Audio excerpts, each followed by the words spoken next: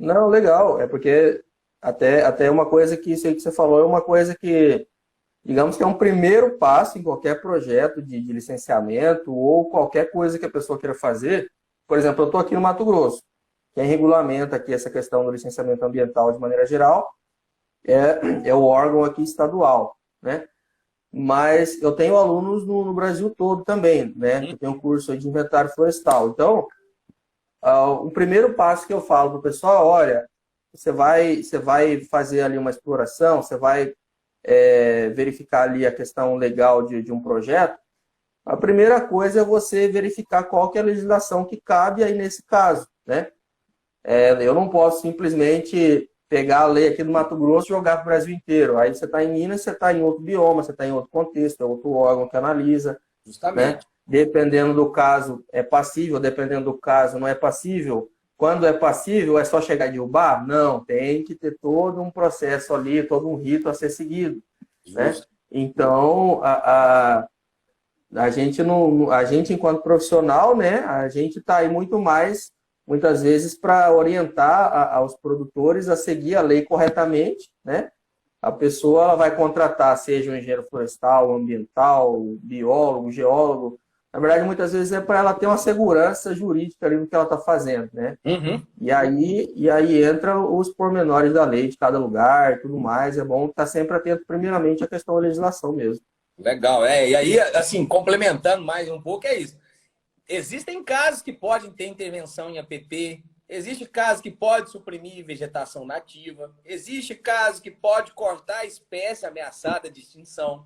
Só que é o que você acabou de dizer, não é simplesmente sair cortando. Precisa passar por um processo administrativo, o órgão ambiental tem que ter ciência daquilo e mesmo nos casos que você pode suprimir vegetação, por exemplo, de vegetação nativa dentro da lei, você precisa entrar com um processo administrativo e existem compensações. Então, Uhum. por exemplo, na Mata Atlântica, via de regra, não pode fazer supressão de vegetação. Existem casos específicos em que podem.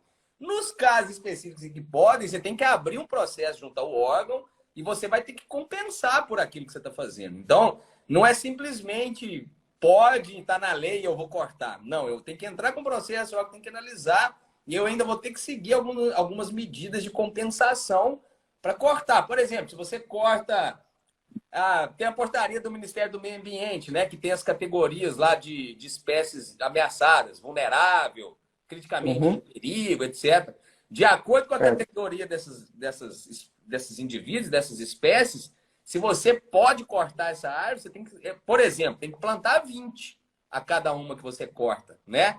Se você vai cortar lá sei lá, se você pode cortar dentro da lei um pequi, vai estar fazendo empreendimento, tem que fazer a compensação de plantar outros pequis. Então, não é simplesmente fazer as coisas da sua cabeça, né? Só Por isso olhar que aqui. os profissionais estão às cegas, né?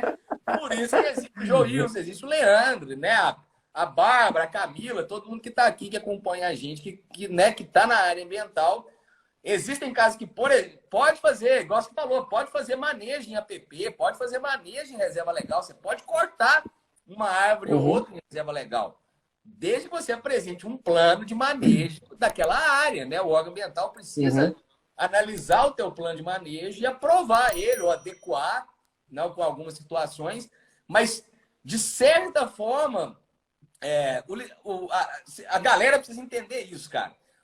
A legislação ambiental, ela vem trazer, na verdade, o desenvolvimento sustentável. Existem casos que realmente é proibido, mas Uhum.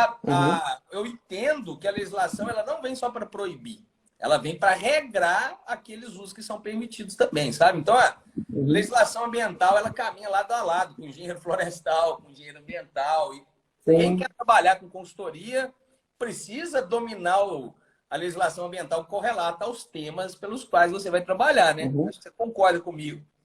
Sim, sim. Tanto é que você falou, né, nessa questão aí da legislação e tal.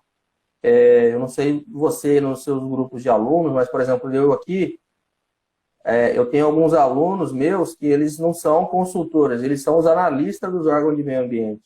Uhum. Então, eu tenho alguns aqui que, tipo assim, ele é a pessoa que está lá no órgão ambiental é a pessoa que recebe o processo lá no colo dela, mas a pessoa ela fica ali insegura na hora de analisar, já que ela não foi no campo, né? Como que ela analisa, como que ela entende os parâmetros ali de análise e tudo mais.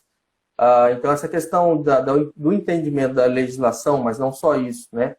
Além do entendimento da legislação, como que a gente aplica isso na prática, é importante todos os profissionais terem essa consciência, né? Porque imagina, né? Você tem lá a lei, se a gente que está do lado de cá, que apresenta os projetos, se a gente já apresentar já de acordo com as normativas, vai dar mais agilidade no processo, vai diminuir a quantidade de pendência, vai diminuir as dúvidas do analista lá do outro lado.